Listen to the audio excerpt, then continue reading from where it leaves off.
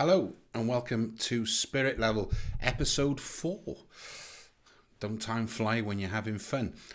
Spirit Level is as it sounds. It is trying to level, trying to get the understanding and balance our physical and spiritual lives. And this section is always pulled from some of my Facebook or my Udemy groups or social media. Okay, so I always ask the question, what would you like for me to discuss and talk about within this section?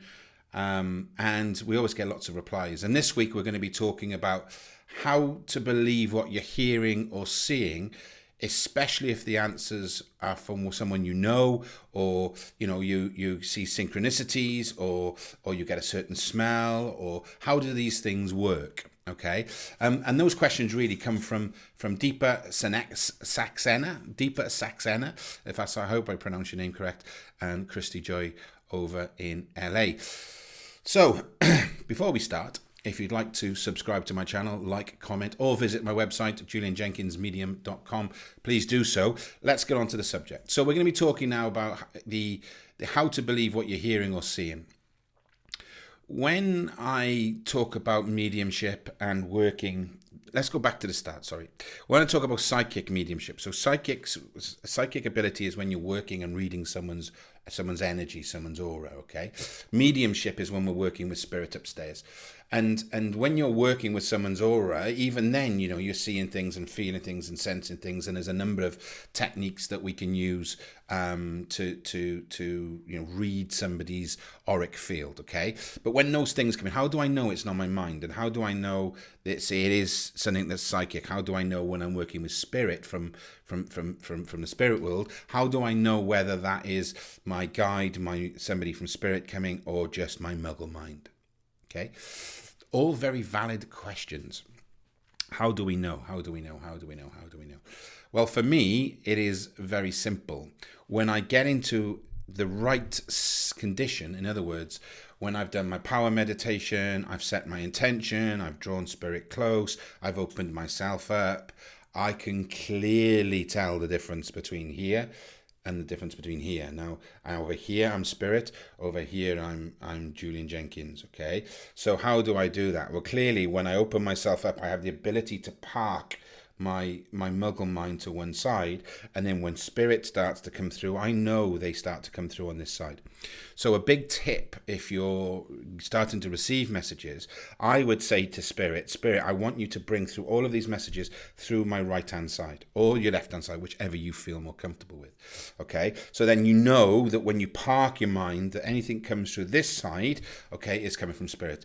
And secondly, when it does come through from this side and you're now in, if you're like, I've done my meditation, I've opened up, I'm giving a reading, I'm working with a rostrum or working with somebody in front of me, that I can look at this side and I know exactly what's coming.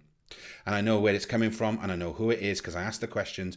And when I'm talking now, I'm talking here and I'm talking to the audience. I'm saying, look, okay, thank you for joining me this evening. And I'm also having a conversation here, right? Who say men can't dual task, okay? So I'm talking here to people in the audience. I'm talking here to spirit, but I'm talking upstairs and downstairs, okay? So I know then, so I get answers here, I suppose. Let's put it this way, okay? I just thought of this. You know when you're watching somebody on television and they're talking to camera and they've got the mic in their ear, all right, which is from the producer. That's what I'm like. So I've got the producer who's upstairs or in the gallery, all right, and then I've got the audience who I'm talking to.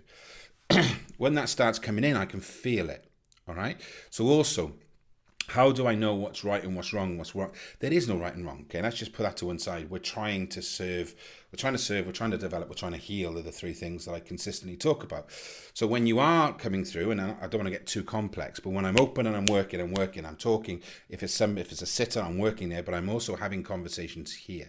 So I'm filling here and I'm talking here. Okay, that's how I know the difference between whether the information is coming from spirit or whether it's coming from my mind. Now, it's a good question, Deepa, because when you're reading for somebody else, has that come from here? Did I know that about you in the past? Could that have been?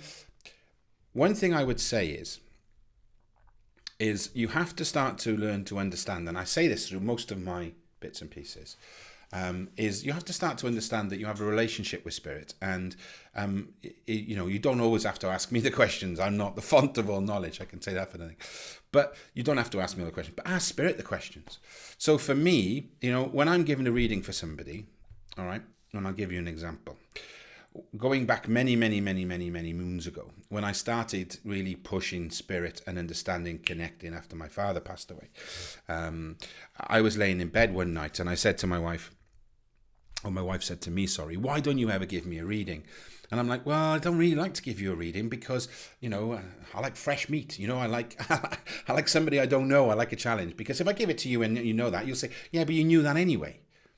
That doesn't matter, by the way. Okay. And I said, right, okay, let's do it. I'm laying in bed now, okay, with my wife.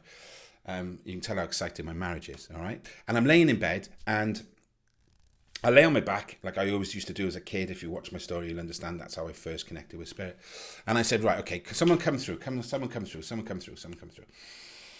So I'm there now and I see Denise's grandfather, who I was very close to as well. His name was Jim. So he comes through like this. My wife's grandfather comes through. And I said, hi, Jim. I don't speak here. I speak here, okay? So I said, hi, Jim. How are you? I know you've come today. Right, okay. Now, I need you to give me some real rock star evidence that I wouldn't know and that Denise wouldn't know, that we could have validated for me to understand that I am talking to you in spirit. I must be talking to you in spirit, because how else would I have known this information? And Denise wouldn't have known that information. And Jim turned around and said, very, very clearly, he turned around and said to me, ask Arthur, who's my wife's father, okay, ask Arthur who lived in 39 Topaz Street, which is a place where I live in Cardiff, okay, in South Wales, in the UK. And I was like, right, what does that? He said, ask Denise's father, Arthur, who lived at number 39 Topaz Street. I said, right, okay. So I come back, I said to Denise, she said, well, what's that going to do? I'm not going to, I said, look, we need to validate this. So the next day we were out having lunch with Denise's mum and dad. And I said to Arthur, Arthur, can I ask you a question? I said, who used to live at 39 Topaz Street in Cardiff? And he paused for about 5 seconds. And he said, Lily and Ken Marsh. And I went, was Lily in a wheelchair? And he said, yeah, she was in a wheelchair. I said, that was my auntie. And I was staggered. I never knew that Arthur lived, like when he was a kid. I wasn't there, obviously, because of the age differences. But Denise's grandfather came through and told me, I didn't even know, Denise didn't even know, that he told me that my auntie lived in the same street as Arthur, as the bottom line. And he did it through the address, which was completely staggering. Absolutely, unbelievably staggering. And at that point, going back, 12 years ago, 11 years ago, it just blew my mind.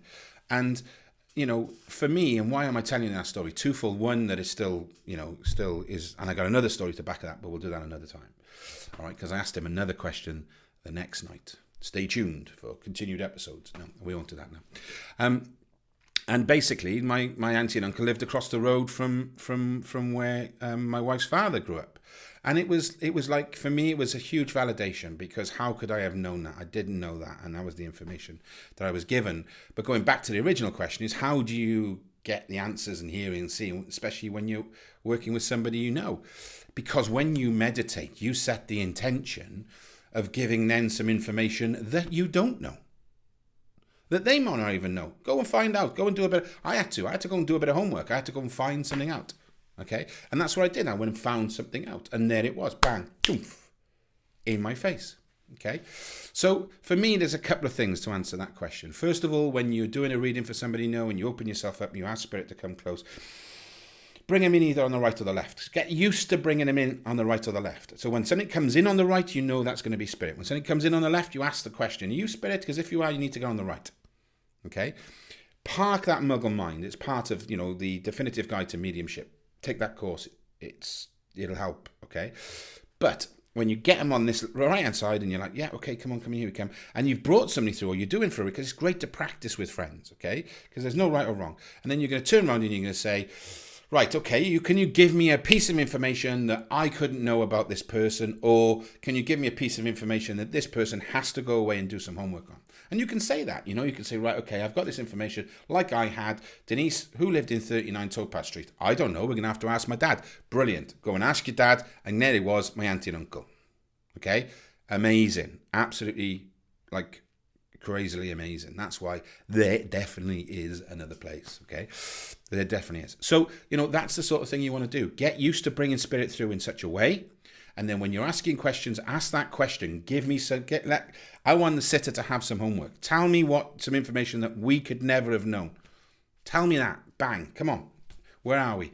And if you've got that contact and the ability to do that, that's fine. The second part is, how do you decipher the hints and messages from synchronicity you receive? How do you understand exactly what is spirit trying to say to you, and best to honor their guidance?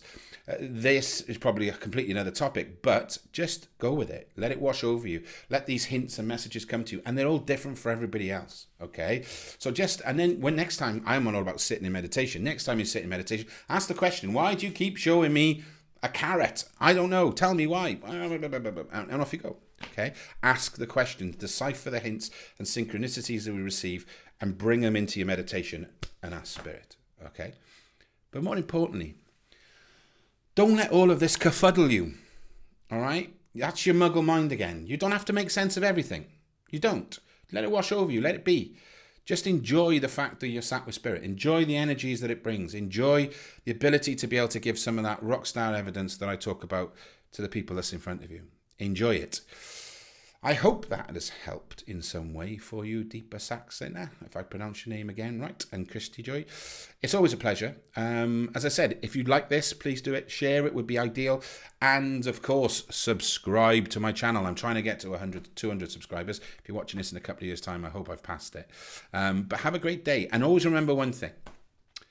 Make sure you be love, love yourself, and give love, love everybody else, and be there for them as well. Thank you very much. God bless. And thank you for watching. That's the Spirit.